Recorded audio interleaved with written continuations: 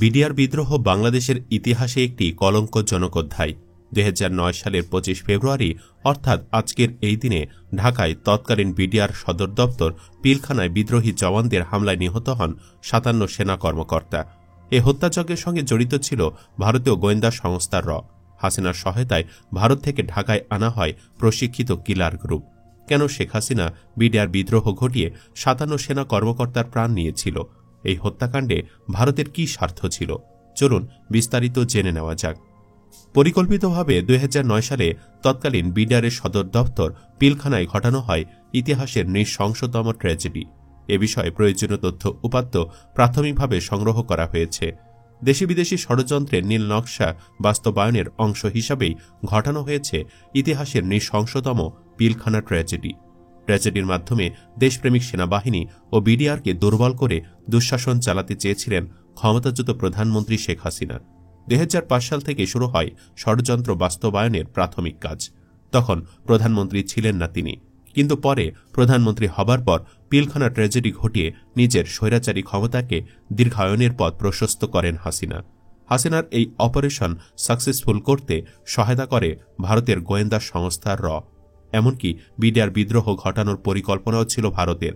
এ হত্যাকাণ্ডের ঘটনায় সাবেক প্রধানমন্ত্রী শেখ হাসিনা ও সাবেক সেনাপ্রধান মইনু আহমেদ সহ 58 জনের বিরুদ্ধে 19 ডিসেম্বর আন্তর্জাতিক অপরাধ ট্রাইব্যুনালের চিফ প্রসিকিউটরের কার্যালয়ে অভিযোগ করা হয়েছে।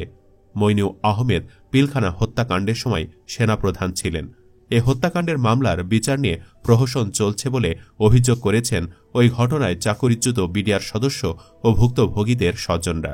এ মামলায় এখনও কারাগারে আটক বিডিআর সদস্যদের মুক্তি ও মিথ্যা মামলা বাতিলেরও দাবি জানিয়েছেন তারা, যদিও সম্প্রতি কয়েকজনকে মুক্তি দেওয়া হয়েছে।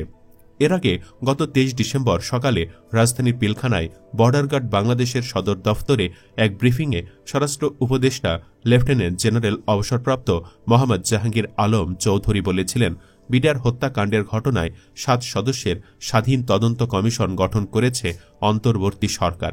এই কমিশনের প্রধান করা হয়েছে বিডিআরের সাবেক মহাপরিচালক ALM ফজলুর রহমানকে।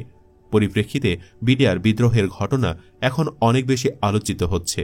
বিডিআর বিদ্রোহ নিয়ে আমার দেশ পত্রিকা একটি অনুসন্ধানী প্রতিবেদন করেছে। পত্রিকাটির প্রতিবেদক সৈয়দ আফদাল আহমদ তার প্রতিবেদনে বিডিআর হত্যাকাণ্ডের কারণ, এর মাস্টার মাইন্ড কে ছিলেন ও হাসিনা কাদের সাহায্য নিয়েছেন তিনি তা তুলে ধরেছেন। প্রতিবেদনে উল্লেখ করা হয়েছে, এ হত্যা যজ্ঞের সঙ্গে জড়িত ছিল ভারতীয় গোয়েন্দা সংস্থা র। ঢাকায় আনা হয় প্রশিক্ষিত কিলার গ্রুপ ও হত্যার ষড়যন্ত্রের সঙ্গে ছিলেন মেজর জেনারেল অবসরপ্রাপ্ত তারিক সিদ্দিক, আওয়ামী লীগ নেতা শেখ ফজলুল করিম সেলিম, জাহাঙ্গীর কবির নানক, মির্জা আজম, শেখ ফজলেনুর তাপস এবং সেনাবাহিনী ও পুলিশের কিছু কর্মকর্তা। অনুসন্ধানে জানা যায়, ভারতীয় কিলার গ্রুপের একটি অংশকে খেলোয়াড় বেশে বিডিআরের একটি পিকআপে করে এবং আরেকটি অংশকে রোগী সাজিয়ে নম্বরবিহীন অ্যাম্বুলেন্সে করে পিলখানায় ঢোকানো হয়। রাতে অ্যাম্বুলেন্সে করে তারা পিলখানা ত্যাগও করে। সংশ্লিষ্ট সূত্রের ধারণা, ভারতীয় কিলার গ্রুপটিকে 25 ফেব্রুয়ারি রাতে বিমানে দুবাইগামী ফ্লাইটে তুলে দেওয়া হয়। এজন্য ফ্লাইটটি 2 ঘণ্টা বিলম্বে ছাড়ে।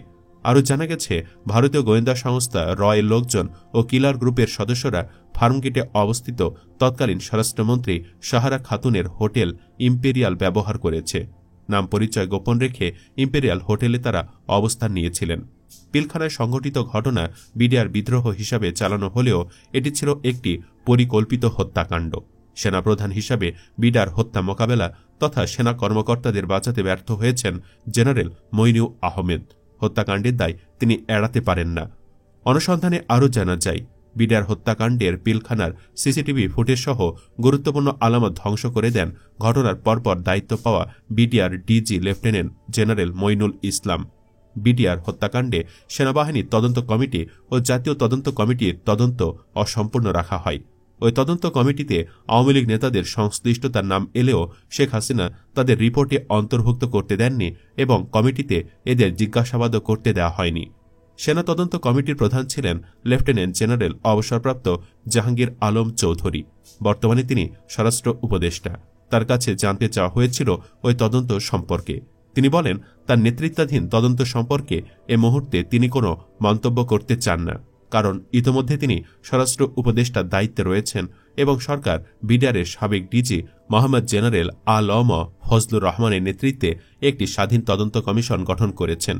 তিনি এ প্রক্রিয়ার সঙ্গে রয়েছেন। তিনি বলেন, তারা আশা করছেন বর্তমান কমিশন বিডিআর হত্যাকাণ্ডের ঘটনা তদন্ত করে প্রকৃত সত্য উন্মোচন করবে। আগে জাতীয় তদন্ত কমিটি গঠিত হয়েছিল সচিব আনিসুজ্জামানের নেতৃত্বে।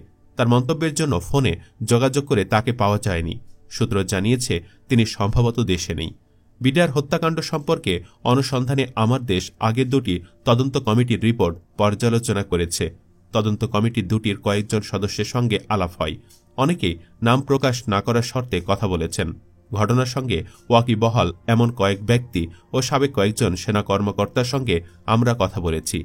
বিষয়গুলো স্পর্শকাতর হওয়ায় নাম প্রকাশ করা হয়নি। সেনা তদন্ত কমিটি এবং জাতীয় তদন্ত কমিটির দুটিতে বাহিনী প্রধান, সেনাবাহিনী ও পুলিশের গুরুত্বপূর্ণ ব্যক্তিবর্গ, আওয়ামী লীগ নেতা অনেকেই বক্তব্য দেওয়ার জন্য ডাকা হয়। তাদের অনেকে তদন্ত কমিটির সামনে আসেননি। কেউ কেউ এলেও তাদেরকে প্রশ্ন করার সুযোগ দেওয়া হয়নি। তদন্ত কমিটির সামনে আসা ও প্রশ্নের জবাব দিতে বাধ্য করার ক্ষমতাও দেওয়া হয়নি তদন্ত কমিটিকে। ফলে বিডিআর হত্যা তদন্ত কাজ অসম্পূর্ণ রয়ে গেছে দুই কমিটিতেই। সংশ্লিষ্ট সূত্র নিশ্চিত করেছে যে বিডিআর হত্যাকাণ্ড ভারতীয় পরিকল্পনায় হয়েছে।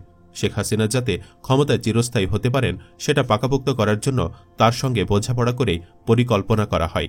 ভারত দেখেছে তারা বাংলাদেশের স্বার্থের বিরুদ্ধে যখনই কোনো পদক্ষেপ নিয়েছে তখন বাধা হয়ে দাঁড়িয়েছে বাংলাদেশের সেনাবাহিনী। সেনাবাহিনীর জন্য তারা অনেক কিছুই করতে পারেনি। বিডিআর এ সেনাবাহিনীর অফিসাররা কমান্ডে থাকায় সেখানে ভারতীয় বিএসএফ এর ভূমিকা ম্লান ছিল। তাই তাদের সুদূর প্রসারী পরিকল্পনা ছিল তারা শেখ হাসিনাকে ক্ষমতায় এনে এমন শক্তিশালী করবে যাতে সবকিছু তার হাতের মুঠোয় থাকে। সেনাবাহিনী যাতে দুর্বল হয়ে যায়, বিডিআর নামে যাতে শক্তিশালী বাহিনী না থাকে, এ লক্ষ্যেই বিডিআর হত্যাকাণ্ড ঘটানো হয়। এর আগে নীল নকশা অনুযায়ী বিডিআর সদস্যদের হাত করা হয়। তারা যাতে সেনা অফিসারদের বিরুদ্ধে বিদ্রোহ করে সেজন্য তথাকথিত ডালভাত কর্মসূচি ও দুর্নীতির বিষয় এনে মিথ্যা প্রেক্ষাপট তৈরি করা হয়। চৌকস সেনা অফিসারদের হত্যার জন্য বিডিআরে বদলি করে এনে এক জায়গায় তাদের জড়ো করা হয়। এরপর তাদের হত্যা করা হয়।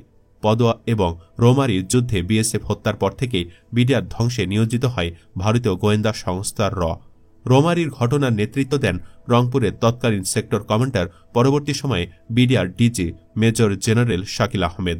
এরই ফল 2009 সালের 25 ও 26 ফেব্রুয়ারি তাকে সহ 57 সেনা কর্মকর্তা হত্যা। ভয়াবহ এই পিলখানা ট্র্যাজেডির 16 বছর পূর্ণ হচ্ছে আজ। বর্তমান অন্তর্বর্তী সরকার এই দিনটি জাতীয় শহীদ সেনা দিবস হিসাবে ঘোষণা করেছে। প্রতিবছর 25 ফেব্রুয়ারি জাতীয় শহীদ সেনা দিবস পালন করা হবে। এ দিবস পালনের জন্য জাতীয় ও আন্তর্জাতিক দিবস পালন সংক্রান্ত পরিপত্রের শ্রেণীভুক্ত দিবস হিসাবে অন্তর্ভুক্তকরণের সিদ্ধান্ত গ্রহণ করা হয়। নানা কর্মসূচির মধ্য দিয়ে দিবসটি যথাযথ মর্যাদায় পালিত হল আজ। স্বরাষ্ট্র উপদেষ্টা লেফটেন্যান্ট জেনারেল মোহাম্মদ জাহাঙ্গীর আলম চৌধুরী বনানী কবরস্থানে পুষ্পস্তবক অর্পণ করেন সকাল 9টায়। একই সময়ে সেনাবাহিনীর আয়োজনে শ্রদ্ধাঞ্জলি জ্ঞাপন করা হয়। সকাল 11টায় মহাখালী রাওয়া ক্লাবে ফটো এক্সিবিশনের আয়োজন করা হয়েছিল। শহীদ পরিবারবর্গ ও শহীদ সেনা অ্যাসোসিয়েশনের উদ্যোগে বাদ মাগরিব মিরপুর ডিওএইচএস সেন্ট্রাল মসজিদে দোয়া মাহফিল অনুষ্ঠিত হয়েছে। আর নিহত সেনা কর্মকর্তাদের স্মরণে সরকারের পদস্থ কর্মকর্তা, স্বজন ও শুভাকাঙ্ক্ষীরা বনানী কবরস্থানে ফুল দিয়ে শ্রদ্ধাঞ্জলি জানান। সুপ্রিয় দর্শক, আপনি কি চান আবারও যেন বিজিবি বিডিআর রূপে ফিরে আনা হোক? কমেন্ট বক্সে ইয়েস বা নো লিখে জানিয়ে দিন আপনার মতামত। ভিডিও ভালো লাগলে লাইক দিন এবং শেয়ার করুন। আর চ্যানেলটি এখনও সাবস্ক্রাইব করে না থাকলে সাবস্ক্রাইব করুন। ধন্যবাদ।